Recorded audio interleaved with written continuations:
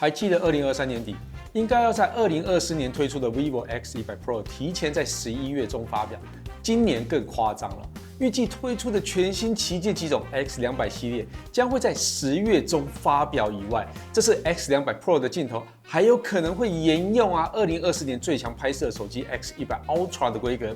目前已经外传流出的资讯越来越多，这一集整理分享给大家。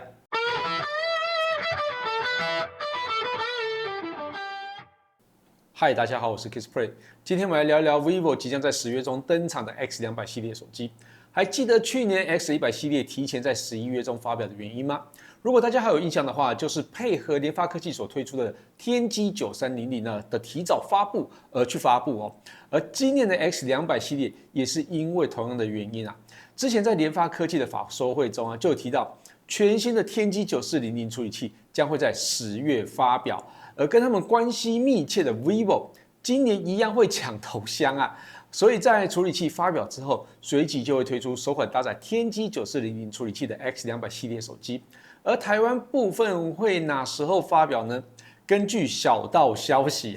台湾应该会在11月底的时候举行上市发表会。这个日期还真的还不确定只是我听到的消息那到时有确切的日期再分享给大家那根据数码闲聊站的消息天玑9400将延续前一代的全大核设计，采用8核心的3重级架构，具体配备为一个 ARM Cortex X5 的超大核，3个 Cortex X4 的核心，还有4个 Cortex A720 的核心。那超大核的核心的时脉将达到3.4 GHz。好，我们聊完天玑9400，重点还是要回到 X200 系列上。预计在10月中发表会上，应该是11月中没错啦目前得知会推出 X200、X200 Plus 还有 X200 Pro 3款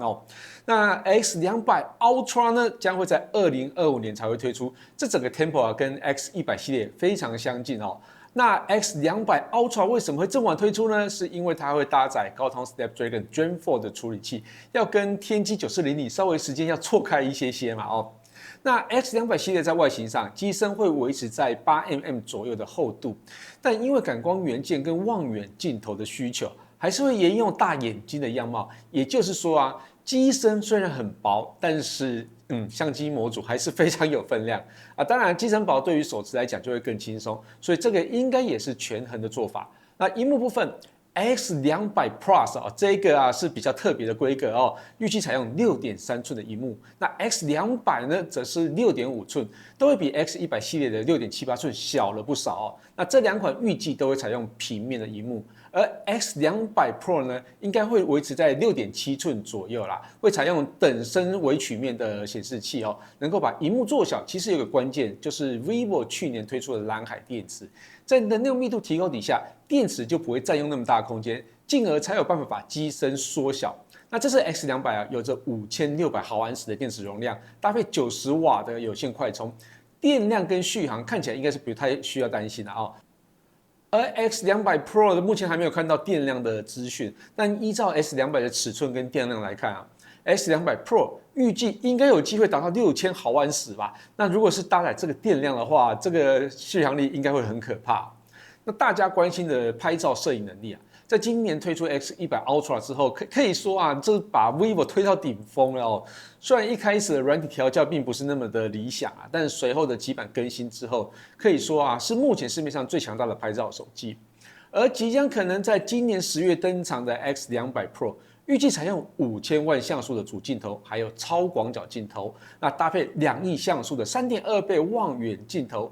这个规格大家应该觉得似曾相识没错，这跟 X100 Ultra 的配置完全相同。那至于感光元件是否也是有机会相同呢？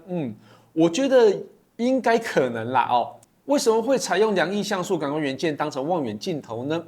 根据 vivo 在推出 X100 Ultra 时候的说法，就是这一颗感光元件有着最高像素16合一的功能，也就是在原始焦段的时候可以用16合一的方式去加大像素面积。那在更高倍率的时候可以用像素4合一而维持感光，而超远倍率就可以用上2亿像素进行裁切那这样方式其实很吃演算法，所以在 X100 Ultra 刚上市的时候啊，其实并没有调得很好。不过在这段时间调整之后，它的实力真的是有目共睹哦。那期待 X200 Pro 哦，在一开始推出的时候就可以沿袭调整好的这个水准啊。